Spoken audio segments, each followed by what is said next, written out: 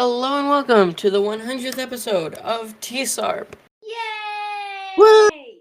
Hooray! So, I hope this brings you joy on your depressing Monday. Actually, I don't know if it's depressing. I hope it's a good day. This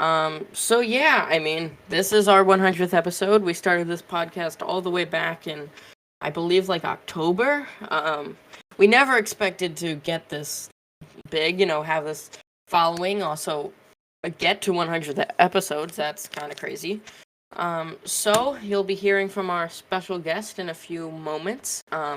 It's Dev from KidOYO, the famous.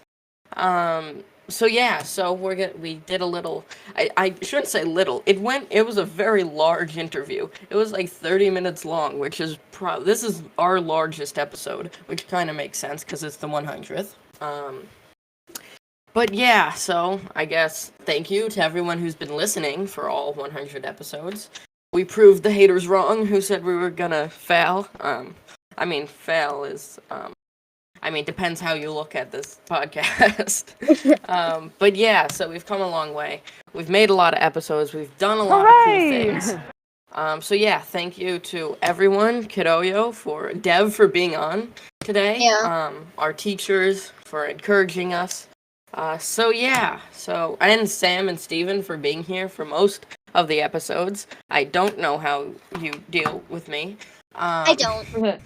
Hey. So I guess we'll get right into the interview because it's so long. But it was a lot of cool topics were in there. We asked a lot of cool things. He asked us some questions. It was a lot of fun. And so I guess I'll let you all enjoy it now. Bye-bye. For now. Yeah. We're here with Dev from KidOYO. Hi, everybody. And also Sam and Steven are here. Hi, guys. So, this is exciting. We've been waiting 100 episodes, I guess, to do this, you can say. We got a few questions to ask. Steven, do you want to go first? Yeah. So Dev, I'd like to ask, how did you come up with the idea of KidOYO? What sparked it in your brain that you should make a platform for coding to teach kids? Yeah, that's a good question. It goes back a long time. I have a son, and I wanted him to be aware of some of the computational topics that were really expanding fast in the world when he was coming on the scene. And so, from the earliest days, I tried to create different opportunities for him to learn incremental skills. And it became obvious along the way that we really needed to have a way to take away some of the difficult steps so that we could get into the learning topics in more detail. And so for years, probably about 15 years, I would just volunteer and show up at individual schools or show up at universities and run free events and invite people to come out and learn how to program in various languages. And it grew really quite fast here on Long Island, where we would have 150 people in the room. And if we were going to teach Python that day and I asked everybody to download some software and get it installed, we immediately ran into the problem that 80% of the room would have install errors. And I had mentors lined up and people there ready to support the room. And we would spend an hour and a half just fixing install errors. And we knew there was no way we were going to be able to teach people how to program when we couldn't even get through the install phase. So I had at that point been working alongside some CS students that were graduating with master's degrees. And we had been talking about several areas where we thought we could make an impact. And we prototyped together and we built projects. Some we threw away, some worked. Ultimately, we came into a live event and just would start to prototype and live release and then iterate on how it worked right there live in the room as it was being built. And that's how Python Mini was created. That's how the OYO website app was created. And obviously you guys use it, so it's really kind of the innovation of the OYO website was just you enter a domain name, you press a button, boom, you're live. You got a hosting account, you've got your own personal subdomain, and you got a text editor, and we're learning how to program. So from there, I just wanted to speed up how quickly everybody had access. I didn't believe that the old world CS model in the universities was working well enough for all the people. And I looked at what was available in high schools with the AP computer science curriculum, whether it was A. At that time, it was only A. There was no principles. And mostly it was kind of staged for 11th and 12th graders. But I knew that we had some young people that were going to be able to access this much quicker.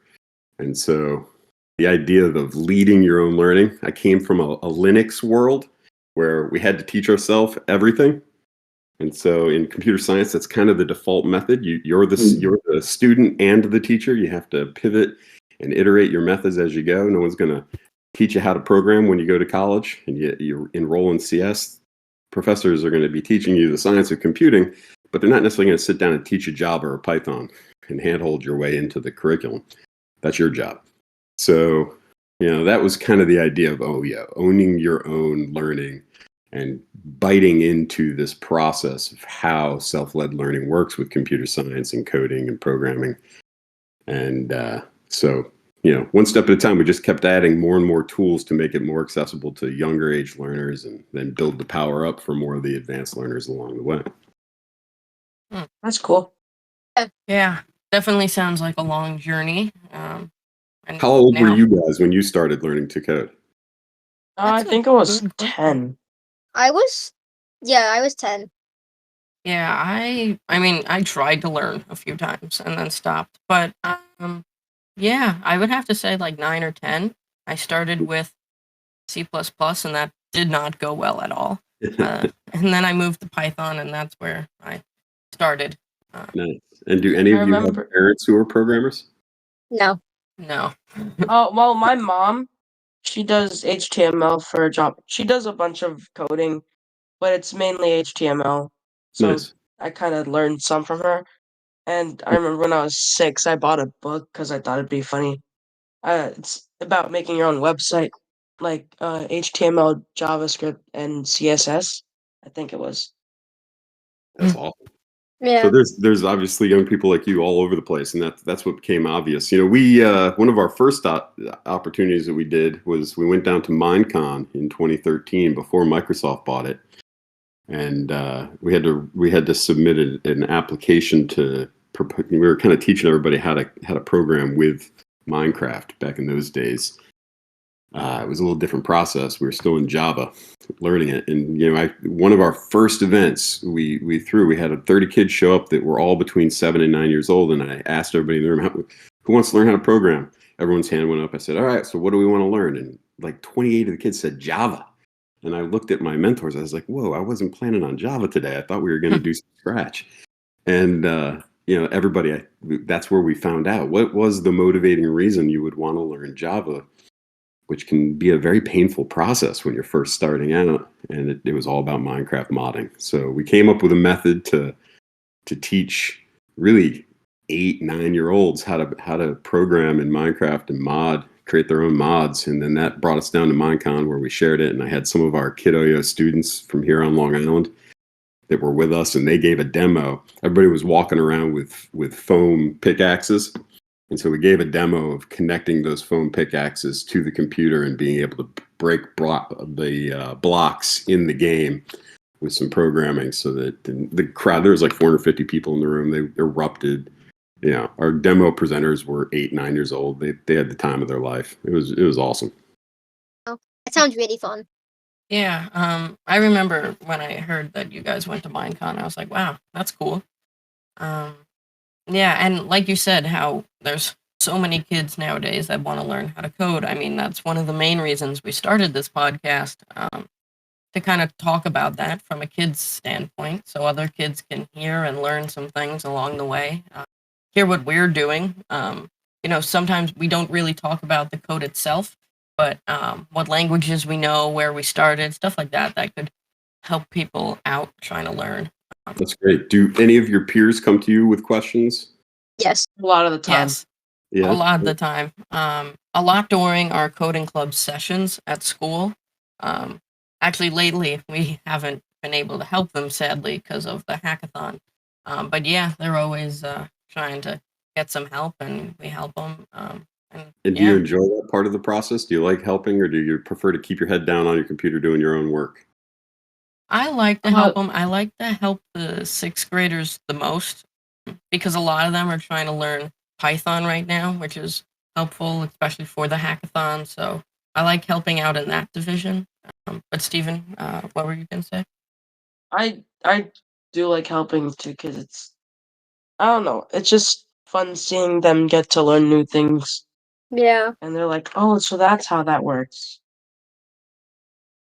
Yeah, and I think even one of our teachers, Miss Thompson, said like we came in sixth grade and I knew Python, but I didn't know Scratch at all. And like we've come so far, and now we get to see these other kids that like don't know, and we get to teach them. So it's all part of this cycle. Oh, that's interesting. So you actually started C++, went to Python, had success, and then you were introduced to Scratch. Yeah, I learned Python way before Scratch, and like Yep. I learned print statements in CSS, not CSS, C++, and Yep. then but that's where I ended. That was not a long journey. So what's your feeling about the Scratch language, having come back to it after learning a more traditional language like Python? Yeah, when I started, I like had a very closed mind. I didn't like it, mostly because I felt like I was one of those people that were like, it's not a real language, and now I go against people that say it's not a real language because like I've seen how the reason I originally thought the reason I didn't like it was mainly for two reasons: that you couldn't really bring it other places. Like you couldn't have it like once you made a game, it was on the website, and there wasn't a lot of other places to share it. Like you couldn't have it on a computer, you couldn't have it as a website. And the other one was just like, and I mean, this didn't really make it not a real programming language for me, but something I would still like to see made better is like extensions and libraries. Like there's a lot of things you can do, but then there's just a limit where you physically, like the language cannot do some things. Um, but Yep. I've come around to believing, like, thinking it's a real language, and it is a real language. And there are many ways to get it on websites, not just by embedding, but Turbo Warp is a organization that's made it very easy to put it on a website, and like seamless too, and then you can then turn that into a program using some other stuff. So yeah, I don't know. I've definitely come a long way. And You're appreciating what it can do. Yeah, it's a cool Yeah. language. I think it gets a bad rap when people think of it as a baby language. Yeah. It's always impressive to watch. We would put university students in front of it, and many hadn't seen it, and we would ask them to do specific challenges. And it wasn't about whether they could do it. It was more about letting them sense the nature of the language and how complete it was as a tool of learning. And everybody would always have the same reaction, like, "Holy cow, I had no idea." It's like it's pretty impressive. And then the ability to get yourself deeper into learning. I think it's just a really powerful tool to have in your arsenal. Yeah, and like people are definitely pushing the boundaries, like with ray casting and all that stuff that I could never do, like making 3D games, and like some people are just really advanced in that section of, and like they really, like take this 2D language that some people think are for babies, and then make this thing that like those people that call it a language for babies couldn't even imagine making. So, It's Yeah. cool. yeah. So, Sam, you also had a question, right? Yes, I did. So, how did you come up with the idea of code conquest and hackathons? Ah, well, so that is interesting. I had been looking at hackathons, and most hackathons were these events that would last 24, 48, 72 hours at the time. And I went to a few, I judged a few, I gave prizes at a few, and it was a little bit painful to really it was exciting the first time, but then it would, I would miss my sleep, and I would really be hurting for 3 or 4 days afterwards. So I came home one day, and at the time my son was, I think, 10, and I put a challenge on his desk. I said, if you were going to participate in a fun event where you could code and hack and have teammates and just have fun with other people writing programs, how would it work? And that's all I asked. And I said, give me, if you can, like when you get a chance, if you have any creative ideas, give me a prototype.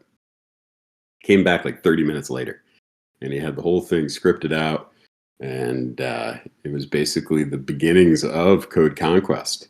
And we took it to summer camp that year, and with actually we took it to a weekend program first, and we did it on the whiteboard with about 40 students. Everybody loved it. On the spot, we had several students build prototypes on their own OYO website domain where we could click on territories, and we couldn't necessarily submit or get judging, but we could see kind of the basics of the prototype coming to life. Then we went to summer camp. I had one of my mentors put something together quick on his OYO website. We ran some summer hackathons right there on the spot. Everybody loved it. We knew we had something, and so we brought it into the dev team and threw it on the server, and we've rebuilt it about 3 or 4 times at this point, because obviously I think we're around 60 teams this year, over 500 competitors. So it's a event that stresses the servers a lot. We had to redevise how we were going to support it, especially when everything goes virtual and live at the same time. There's a lot of complexity to manage, but that's basically how it started. We had one of our students put it together, and then we just keep pivoting on and iterating on the concept as ideas come through. Your coach was actually at one of our early camps where it was being utilized and got to participate. I think we had him and some other teachers actually form a team and compete against all the students in the room that year. So it's just been one of those things that by experience, we kind of keep seeing the need for this feature or that feature. And we're going to debut a few new things this time too that have never been in hackathons before. So that's going to be interesting. We have to live prototype on the spot. If it goes badly, that's the stress. Yeah, I could imagine just trying to handle it all, and especially in a timed event like that. And even if you stop the timer, you still have to have enough time to do the competition and get the students back. So must be nerve-wracking. We had one of the events fail right in the middle of the live event. We had to rebuild our server. It took us about 15 minutes. We had to rebuild the server on the spot because the server had completely crashed. And wow. Yeah, that was a stressful one. We had to do it and nobody really knew what was going on. They just knew we were having a downtime on the server, and we had to pause the competition for a second. But behind the scenes, all our developers were like ducks in water with their feet just going a mile a minute. So it's quite an experience for all of us. I mean, I think everybody gets a lot out of it. After this interview, I have to go in and create my territory navigation documents for this coming event, just to let everybody see how the territory neighbors work out. So this is good. You guys had me getting my brain woken up here on Saturday morning. So you talked about the summer camps, doing that, like how you first prototyped it there. Is KidOYO ever going to do another in-person event like that, or a summer camp? We talk about it. We miss it. It's one of those things that was changed by the pandemic, obviously, and we always ran our programs on university campuses, and we try to bring in a partnership with the university campus and expose some of the mentors to the process. Historically, you would go to CS, and while you might have some good skills, CS people would ultimately find a place in the world down in the basement of an organization and rarely see the light of day. So the ability to communicate with marketers and business executives and things like that, that's all kind of been happening now in this new world the last 20 years. And so bringing university students in and letting them start to help young learners communicate about the problems they're having or overcome difficulties, that it was always a win-win relationship. We're just kind of in this limbo moment right now where a lot of campuses haven't opened back up the opportunity for outside organizations to come back on their campus. I'm hopeful that it might happen. We'll see. The problem for us is that once you change your operating model from physical and virtual to all virtual, it's hard to go back. You have to rebuild things that you had in place, like all your mentor networks. Now I've got mentors spread out all over New York State, where before we were very congregated here on the island, and we would support and build our mentors locally. So it makes it a little bit more challenging, but we'll see. You never know how this is all going to evolve. Everything changes. Yeah, I mean, whenever you guys do another in-person event, or if you ever get to doing another summer camp, I think all 3 of us will be there, especially me. Yeah, no doubt. I I always like that idea of like in person having a room full of people our age who like the code. I agree. Sounds like a lot of fun. It is cool, and you get to meet people who are like you. And now with AI, that's the thing that's got us keeping busy right now is building tools and prototyping and trying to figure out how we're going to use AI in a productive way, not only internally with our team, where we're already kind of using it and trying to find productive ways to apply it to our own work, but to help human beings learn better. I think that that's going to be the interesting outcome. Sometimes right now in this early phase, you can't really trust AI. It's got a lot of hallucinations that come into the process of output, and if you don't have skills, it's hard for you to discern what you're receiving from AI and whether it's something that you can build upon or something you need to keep going deeper to try to find some value out of. So it's going to be an interesting thing, but I figured, once we get something solid in play, this is going to be a wide open field where we're going to have to come out and start working with people and helping them understand how to access some of these capabilities in more powerful ways. Yeah, I mean, you guys are definitely busy right now with the hackathons, trying to use AI. Also, you guys are working on an update for the Python 3 editor, right? Yeah, this is going to be a mammoth update. This is really the Python 3 editor that you're familiar with is kind of just a shell compared to what we've got coming. It's going to have a lot of libraries in there. It's going to have a lot of stuff that I think you're going to be very motivated to use to build upon some of the areas of interest that you have, game making and working with data and websites. It's kind of while it's all Python based, we're going to be exploring with some of this an area that we've never really gone into before, which is kind of just empowering creativity with this universal editor that can do anything, showing people what Python is really capable of. So right now we're working through, I think, the last of our alpha bugs and just kind of refining the UI a little bit. And then I'm going to release it into a few select communities with some power users, let them kind of beta test it a little bit before I fully release it into a beta mode. And then everybody can play with it. That's, we're going to need a little time with everybody playing with it just to kind of keep refining, find bugs, isolate areas that need improvement. But Yeah. it's going to change the way that people use Python in our platform, that's for sure. Yeah, I mean, I couldn't imagine like trying to fix all the bugs in such a big thing, like such a big project. I mean, sometimes I work on a Hatch project that's a clicker game, and I'm like, why is this not working? So, on a big scale like that, that's got to be complicated. And then releasing it for students and mentors, and then slowly, edging out and getting to a bigger circle until everyone can use it. And I'm very excited to when it finally gets released to see what's in it. Definitely a change. Hopefully, to see what's there, what's to come. So it's exciting. That's motivating to hear. I mean, that's what motivates us to keep doing the work. We're only 8 people on our team, so we've got some really talented people with masters of computer science and masters of cybersecurity, and there's so many areas that we can go. Sometimes we have to evaluate the practicality of teaching certain things, like cybersecurity being a perfect example.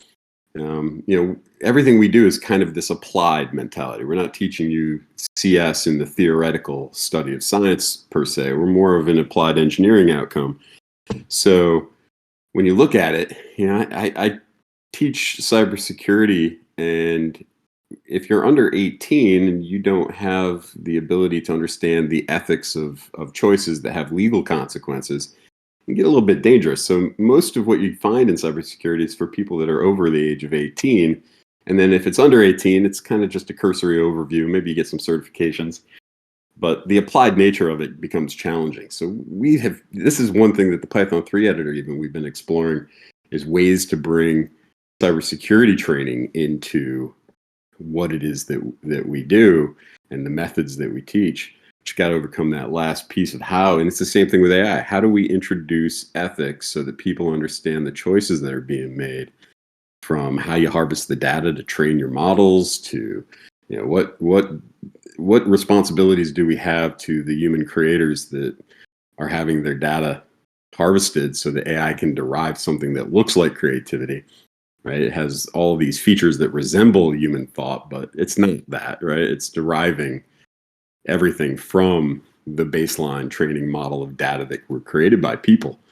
So when we do what we do, we try to always keep in mind the context of the people who are learning with us. And that could be anybody. That could be a 5-year-old. That could be a 50-year-old teacher, right? Everybody's a learner. Everybody's going to learn the same way, but we got to figure out how to cross some of those difficult boundaries to make it work well. Mhm. Yeah, Yeah. a lot to think about, especially like you guys managing, a team and trying to get all these features out. I don't know, you guys definitely built a huge platform. I don't know how you guys do it, definitely. I mean, when we go about building a project, it's much on a smaller scale, so, a lot There for it you guys to begins. handle. You're And doing it then, just like us. I mean, we start small too.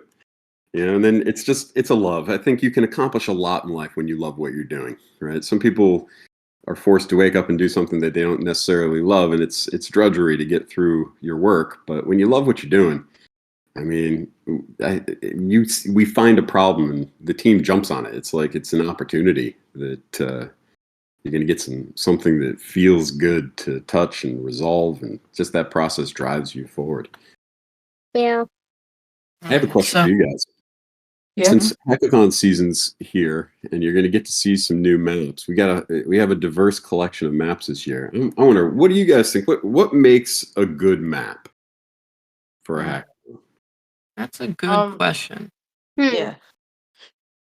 I like design, like more so to the theme. Like last year for the middle school, I liked how everything was like pirate theme and it kind of looked like a map. That Mm. was cool. Yeah, I see what you mean, like how it was pirates and it was like an actual pirate map. Yeah, like treasure map. That's cool.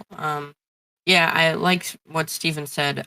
Like the Dragon's Realm, conquest for, I believe that was high school. That was a really cool map. A lot of detail in that. So yeah, Yeah. I like when the maps are very, drawn out and someone took their time to make all the little different details. Yeah. That Um, does not go underappreciated at all. Yeah, and another thing I really like is the new features. Like last year we had the quizzes. Like you guys said, you're working on some new features. Yeah, I like some new game mechanics, like things like having something new every year that you have to adapt your strategy to. So yeah, like surprises like that are always Yeah, it's appreciated. almost like an Easter egg in the program. Yeah. Yeah. Do you now? So all of you probably have seen the auto gates then in your last year's competition. Yes. Yeah. Do you have a preference? Do you like the head-to-head project competitions, or do you like the auto gates where you're having to go through it and kind of race against the system to get through that checkpoint? Mm. I like the Mm, head-to-head ones just because I get to code more. Yep. Yeah. Yeah, the quiz, like the auto gates, they're special in their own way because like I like how when you get them, most of the time, if you're first, you get more points than the people who got them last. That's a cool feature. Um, yeah, they're special. I mean, we normally select a few people on our team who are really good at them, and normally that's not me. I've had some bad times with auto gates when I just couldn't get through Yeah. them. Yeah. Nice. So yeah, I guess I would say that I like the more head-to-head ones too. How about before the event, before it actually starts? How much of your time is about planning the strategic movements on the map? Like you have a team, you have a captain, you see this map in front of you. There's multiple places you could go, multiple routes you could travel. Do you spend much time thinking about the strategy? Yeah, especially like once the map gets released, like the days before, even before we can even see what those actual territories are, we start like, okay, this might be hard, like a harder challenge because it's all the way back here and it's harder to get to or something like that. So we start planning out a strategy before we even like know what's in those challenges, and we're like, we could block off this section by getting these or stuff like that. And then on the day, once the competition starts and we see what everything is, we don't take our time, but we take some time to be like, okay, you would be really good at that. You go do this, and then so we take that strategy we had come up with from a few days ago and check if it was right. Check if like the ones we thought would be harder were harder, and if so, then we just execute that plan. Legend Yeah. has it that last year your team might have been awake at like midnight to receive the theme and then immediately went to work without sleeping. Is that factual information or just a legend? I believe that's just a legend. I don't know what happened in the other divisions, but that definitely wasn't in our division. Maybe the junior team last year did something like that. That's a but dumb not thing. from not from what I've heard of though. Nice. Yeah. So I mean, That's Coach Pereira. He runs a tight ship. Yeah, definitely. yeah, he definitely knows how to run the team, get us practicing, get us going. So It's fun when you have somebody who invests like he does. He's a great teacher. Yeah, Yes. definitely. Always, he tries to plan our practices, think of new types of teaching, types of practices to, get our brains going. And, we practice all different aspects, not just the coding, but like the strategy and like finding who in the team is best at what things and what are their weaknesses, even. Like, we're definitely not putting that person on a quiz or stuff like that, and like Yeah. trying to improve and like get rid of those weaknesses and like, okay, this practice is focused on this, so everyone can get better at that because that's our weak spot. Mhm. Yeah, that's cool. I mean, that is all really built into what this is about. When with KidOYO, that name, Own Your Own, it was always about having an entrepreneurial learning, bringing something where you had to strategically create for a purpose. You had to have a goal in mind, and then you had to always kind of pivot your way forward as you go. You're going to fail no matter what you try to do, but you want to fail fast and keep making movements forward. So I think being able to have a team like that and to identify who's got the better communication skills, who can lead us in a strategic way to make the right choices, who can do these projects in Python. It sounds a lot like how I run my company. I have to know who's best equipped to do what task because we don't want to waste a lot of time, right? You want to make the most progress with the available time that you have. Yeah, they're definitely a ton of fun. I mean, they're the highlight of our coding year. So yeah, it's fun to like the anticipation. What we really talk about in this podcast, especially around this time, is like the excitement, like all the stuff happening. Especially next week's going to be big, or when this comes out, it will be the day we receive the package, see what the theme is. So it's very exciting. Yeah. Well, I know you guys are blowing up, so unless you've gotten so big that you don't have time for someone like me anymore, when you release this Python 3 editor, maybe I'll come back on and we'll be able to do some demo talks about what's going on and what new features are involved. Yeah, that would be That- awesome. That'd be so cool. Yeah. Yeah, we'll break some news here on TSARP. Yeah. Hooray. I So think you're doing a great job. Our team loves listening to what you're producing. You're all so entertaining to listen to and just have so much good information to share. I love how you're getting other people to come into your show and expose you to all these different areas of learning. Very inspiring. Thank you so much. thanks. Yeah, thanks for being here today. It's been great talking about what you guys are doing, hearing some of the inside news, but also sharing like our thought process and stuff about that. So Any predictions before we go? We're going to have a Mm. hot dog championship this year? that's what we strive for. Yeah. We're hoping for it. We're Yes. hoping, seeing how many divisions we can take, how many trophies we can fit into that trophy case. But yeah, I mean, these I know competitions. I know you got some listeners here that are from Mineola, and they're all over it. Yeah, Yeah. we do. It's a big battle. We got some new teams this year coming at you too. Mm-hmm. Yeah, we got people from all over Long Island who listen. So, you might be in a different division, lower, higher in the grades, or maybe in ours and going against us. So, yeah, it's going to be exciting. But, Awesome. so, thank you for Yeah. being here. Thank you, Sam and Stephen, for being here too. And, we Yeah, will thanks, see all of you in the next one. Bye-bye. Awesome. Bye-bye. Bye. Yeah.